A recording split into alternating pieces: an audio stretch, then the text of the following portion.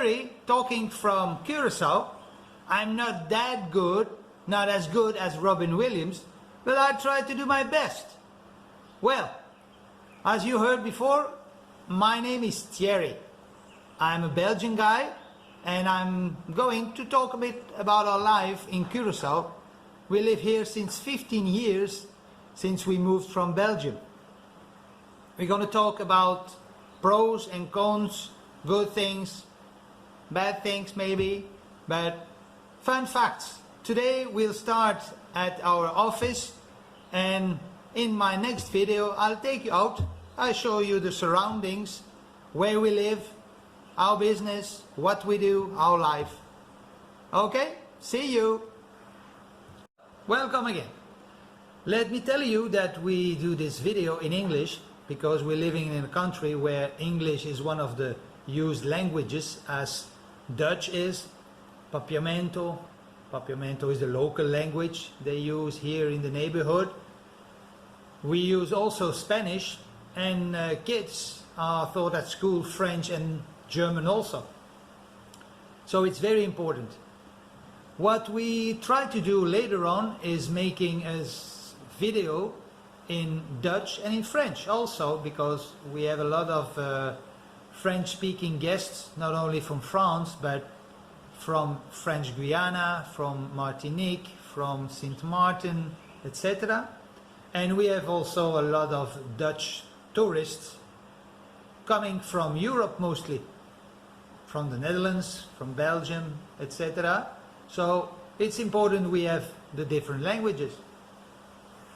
So today our main topic will be actually presenting a bit of ourselves, and also talking about the island in general and its flag, and a bit of history. I think that's important when you go to a country you don't know, that it's important to know the customs and to know a bit of history.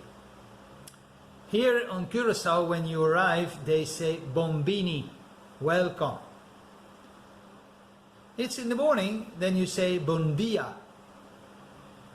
And it's in the afternoon, you say Bon tardi. It's already sunset, you say Bon noche. As I told you before, I'm originally from Belgium with my wife Pascal, and we moved about 15 years ago to Curaçao. First we came here on a holiday, spent 1 week. It was really nice. We had a choice actually between the 3 ABC islands, like they called it. It's Aruba, Bonaire and Curaçao. We also went earlier to Aruba, but all 3 islands are very different. You cannot compare them. One has nice white beaches, Aruba. Curaçao is a multitude of small, rocky, sandy beaches you have. And Bonaire is actually less beaches, but a lot of swimming and diving possibilities also. So that makes them very different to visit. And the purpose of your trip is important also. Do you want to lay at the beach? Do you want to see a lot of nature? Or do you want to dive? That's what you're going to choose up.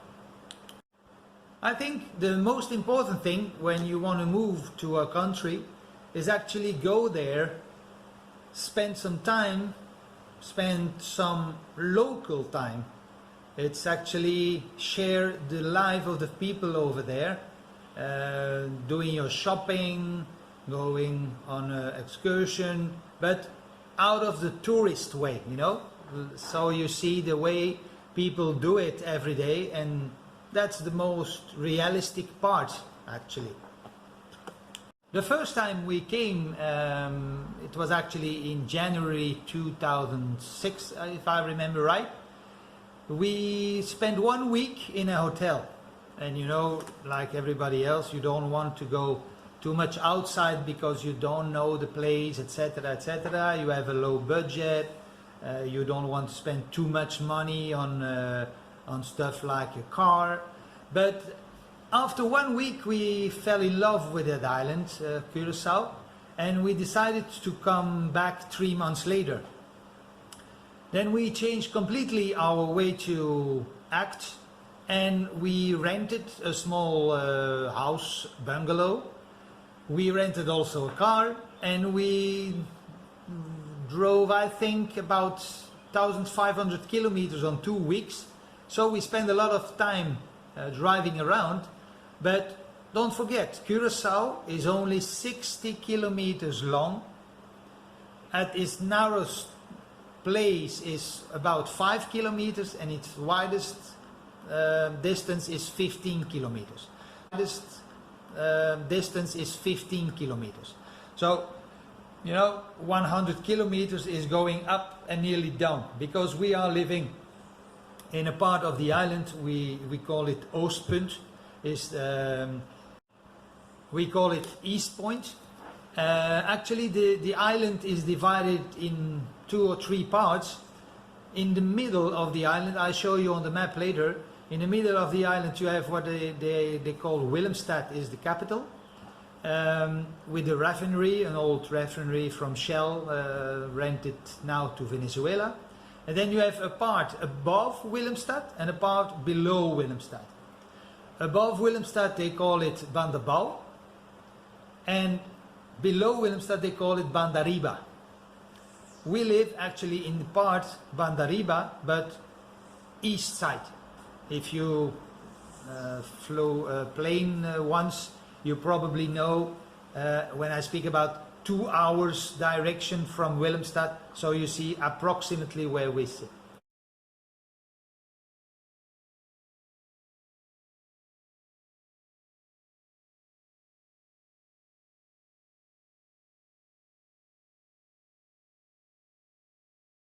In the neighborhood we have a few things like the ostrich farm, the aloe vera plantation, and that's something also attractive for people when they come to visit us.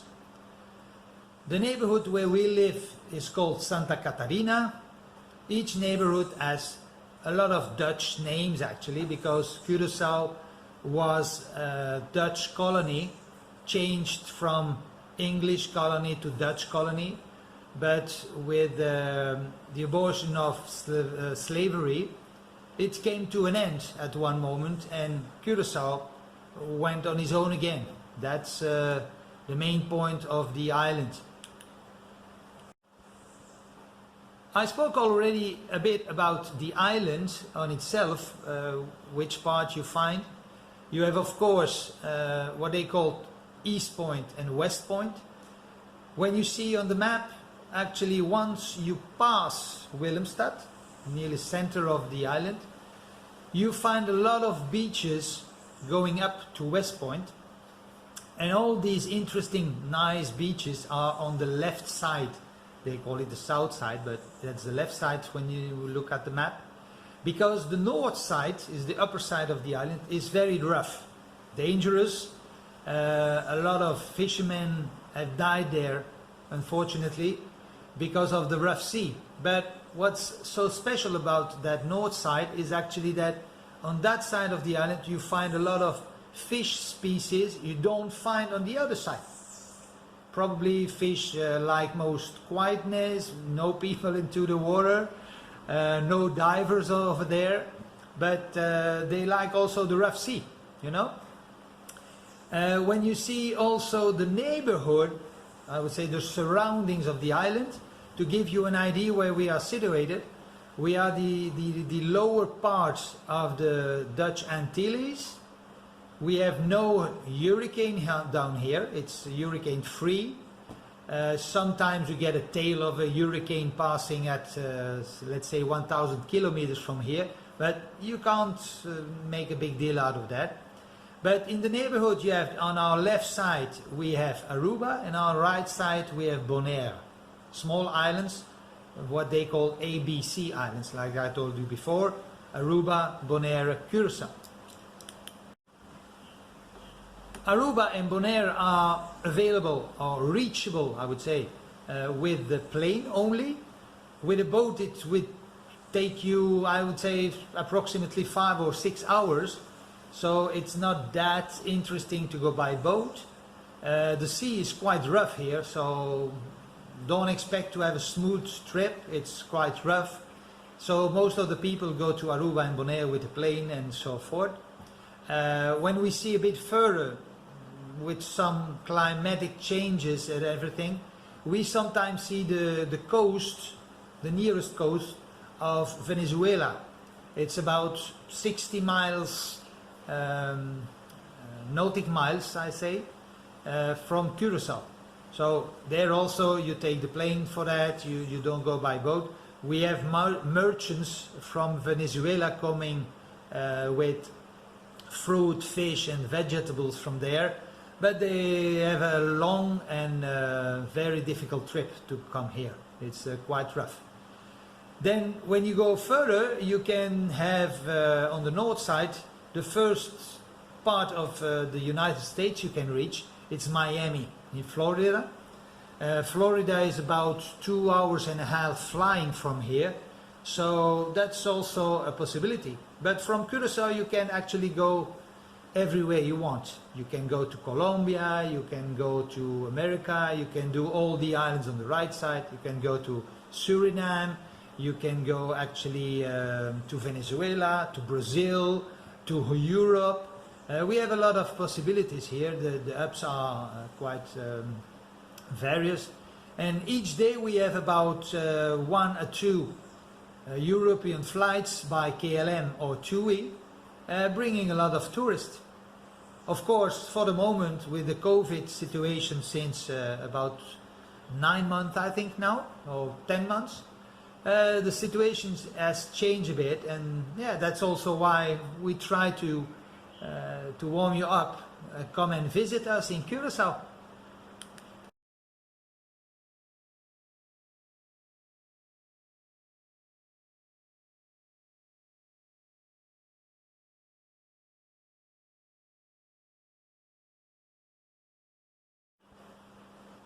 Curaçao is actually a part of the Dutch Antilles from 1984 and became like, I won't say independent, but became a country on its own in 2010. So it's already 11 years now.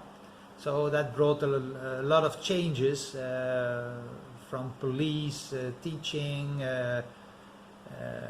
other stuff important to an island like this, depending from the Netherlands, of course. But the first thing I'm going to show you is a fun fact to know, is our flag. The flag of Curaçao is actually, when you see it, blue with a yellow stripe and 2 stars, 2 white stars. And the explanation of that is quite simple. So I give you 5 seconds to imagine what that could be. Maybe blue and yellow is not that difficult. The 2 stars are a bit more tricky. But if you take time, you can imagine that, and you'll see that's reality here on Curaçao.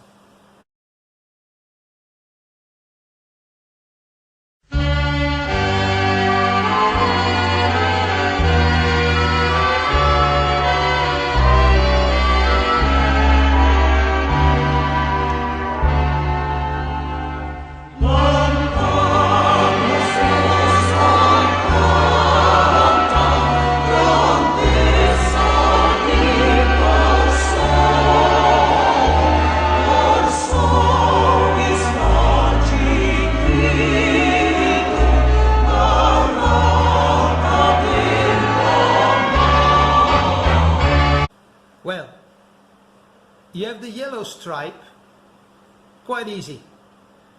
It's sun always shining here, all year through. If we have 1 or 2 days bad weather, we say, oh, that's strange, we normally have a nice weather down here. It's also sand, why not? But if you look down the yellow stripe, you're gonna see blue, blue of the sea. Actually, it had to be turquoise. Turquoise is really the color of the water in Curacao.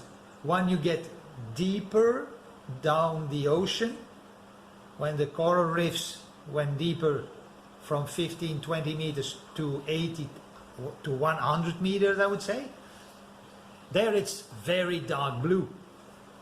That's the island.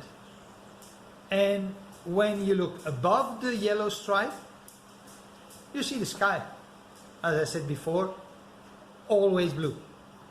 360 per year, let's be generous, okay?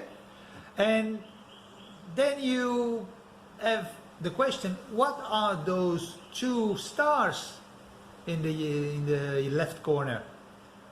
Well, that's quite easy. The small one represents Klein Curaçao, small Curaçao, little Curaçao. And the big star is Curaçao, the island. Little Curaçao is approximately 1 hour and 30 minutes, I would say, distance with a boat. It's kind of excursion. It's a small island, nobody lives over there. There's just a lighthouse, there are some shipwrecks, etc. But it's a very nice place to go and snorkel or swim or dive. A lot of turtles go there, manta rays, and a lot of fishes you don't see over here because it's rough here, and those fishes are really at home over there. And at last detail, these stars are made of 5 points. These points on the stars symbolize the 5 continents from which Curaçao's people descend. So you can imagine we had a lot of history down here, a lot of past sad slavery history also, and all these people made a new civilization, population on Curaçao. We have about, I think, something like more 60 or 70 different nationalities mixed up here from everywhere. So it makes it multilingual, multicultural. Well, that was actually the end of my first video. It's a short one, but don't make it too long to listen to me.